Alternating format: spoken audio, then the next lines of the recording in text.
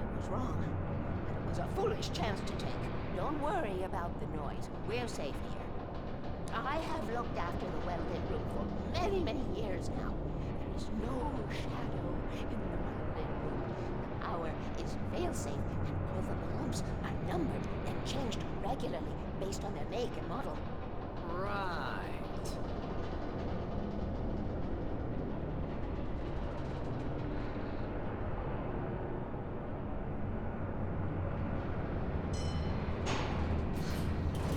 There's an old army base at Raincoat Point. It was active during the Second World War. They operated here back then. They must have built this. Yes, they did. It's my place now.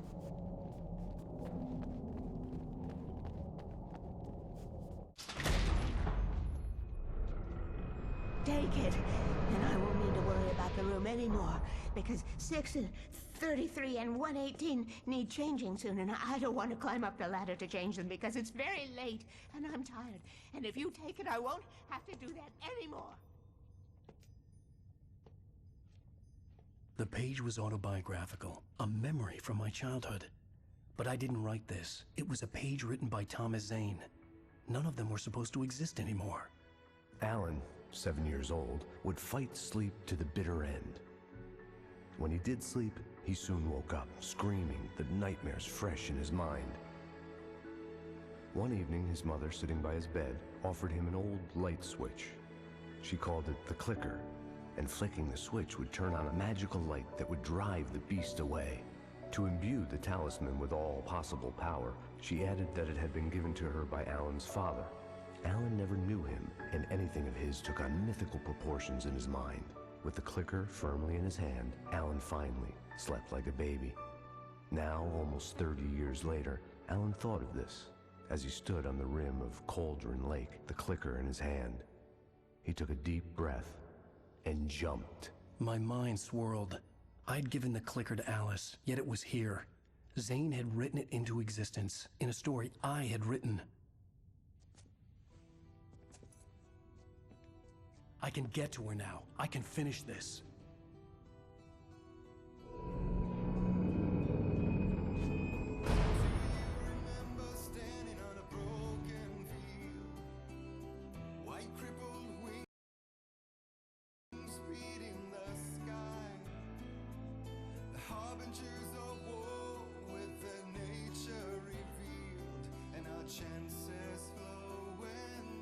Previously on Alan Wake, I wrote a horror story that has come true. Thomas Zane did the same in the 70s. You will go no further. If I continue like the Dark Presence wants me to, the story I'm writing won't save Alice. It's a horror story. No one will survive. You knew Zane! Thomas Zane! You're the Lady of the Light in the song! He left something behind to help me. The clicker. Alan thought of this as he stood on the rim of Cauldron Lake, the clicker in his hand. He took a deep breath and jumped. I can get to her now. I can finish this.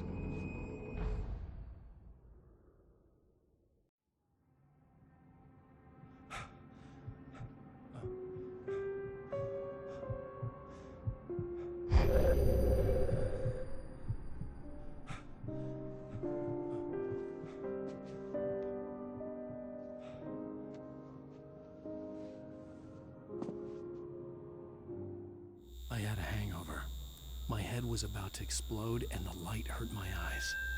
I needed my sunglasses and painkillers to dull the pain. In one of my finer moments of self-deception, I swore to quit drinking.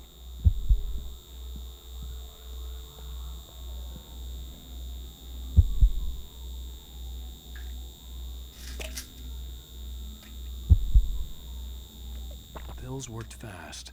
The prospect of being awake started to seem bearable again.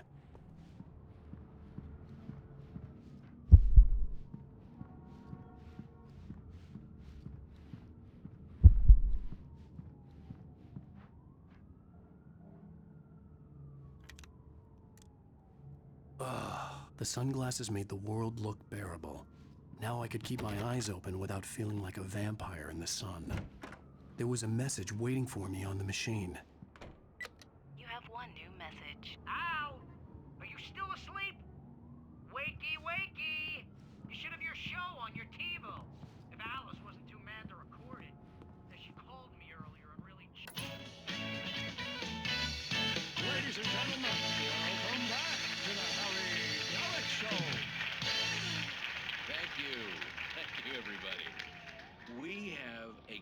great show tonight. I've been talking with the best-selling author Alan Wake about his new book, The Sudden Stop. Yeah, good read. Go buy it. No, it is a good read. Look, I'm gonna be honest here. Is that wise?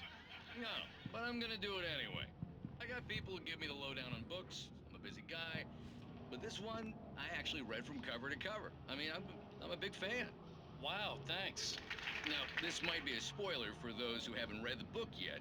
Based on the sales figures, the 2 people out there who haven't read the book yet. But this last book is all about the death of the main character, the hard-boiled New York detective, Alex Casey. Now, there's been a lot of outrage about this. Why the hell did you kill Casey? What the hell were you thinking, man? Good riddance. No, seriously though, 7 years and 6 books is a long time. He was a gloomy guy to spend all your working hours with, and it was a good run. But it's time to explore new things. My next book will be a departure from the old for me. You selfish bastard, always thinking of yourself. Well, you've certainly given us a lot of entertainment over the years. Hey, honey. Did you watch the show? I didn't Well, say you anything mentioned stupid Casey if that's was what you a want to gloomy know. guy. Never had much Okay, luck with Grumpy. love. You want an aspirin or something? Who is Are you that? gonna start with me about drinking now? You know Yeah, what? no kidding. Go back to Casey's sleep, lady Alan. friends tended to What? Now you can't even talk to me? Well, this morning I was angry because you said you'd be home at midnight and you showed up at 7 a.m. and passed out in mid-sentence. Now I'm over it. Are you angry? This goddamn tour. It's gotten out of hand. Oh, honey. It's almost over, right? We can get back to normal. Then you can start writing again. I'm sorry, honey. Alan, you're not thinking straight. Just take a shower and go back to bed, huh? Yeah, you're right, honey. I'm sorry. Once this is over, let's go away together. A vacation. Just you and me. Some peace and quiet.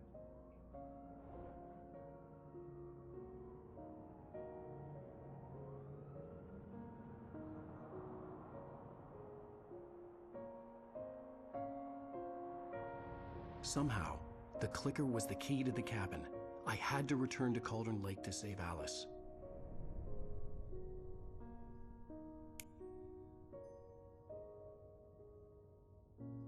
I'm going back to the lake to finish this. I'm going to write an ending to the story in the manuscript on my own terms, to make it all right. Why can't you just write it here? The last page is still in the typewriter. I need to read it first. Everything needs to be just right. Zane tried to cut some corners, and it didn't end well. Okay, ready when you are. I'm sorry, Sarah, but I need to do this alone. Barry, take her gun. Miss Weaver, close the door when I leave.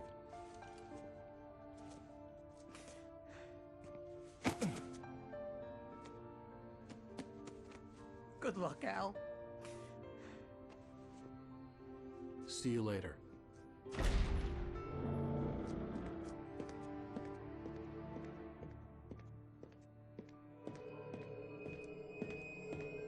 When I got out, it was warm and sunny. I'd flicked the switch of the clicker. Had it done this? I didn't stop to question it. I had to take advantage of the sunlight to get to the lake. On Zane's page, I'd stood on the rim of Cauldron Lake, about to use the clicker. That's where I was headed.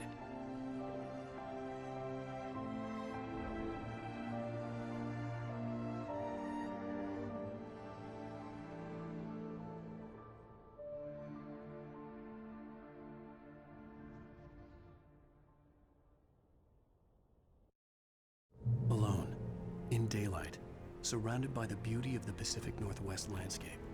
It was hard not to let doubt creep in one last time. I could still chalk everything up to a dream, a delusion. I had enough imagination to make up something like this, having been in the cabin all this time, trapped in a story inside my head, gone mad from grief over Alice's death like Hartman had claimed. There would be no way of knowing. I told myself it didn't really matter. My course was set.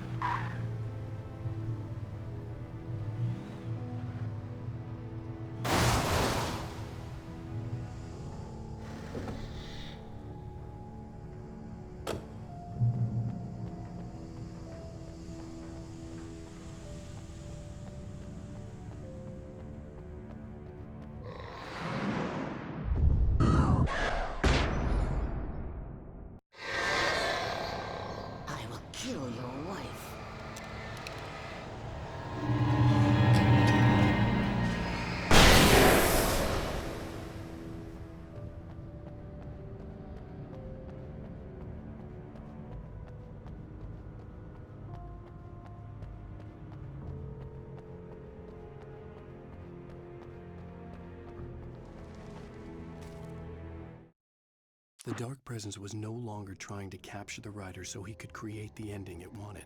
The Rider knew too much. He was too strong. And he carried a weapon left behind by Thomas Zane, something that could hurt it. Now, the Darkness was doing everything in its power to simply stop the Rider from ever...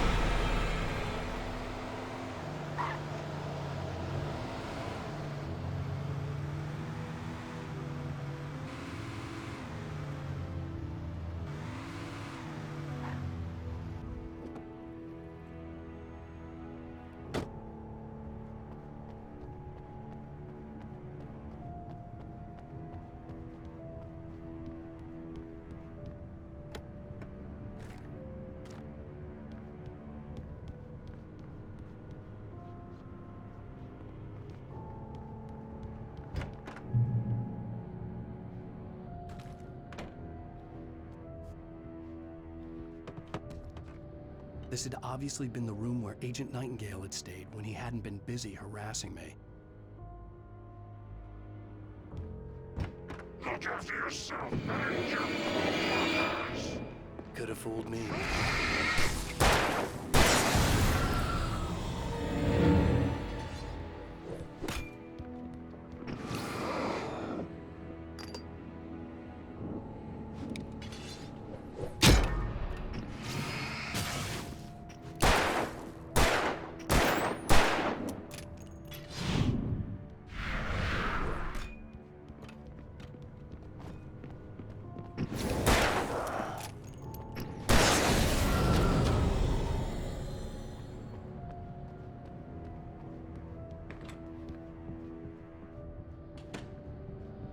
Based on the signature in the motel register, Agent Nightingale had stayed here, in room number 2.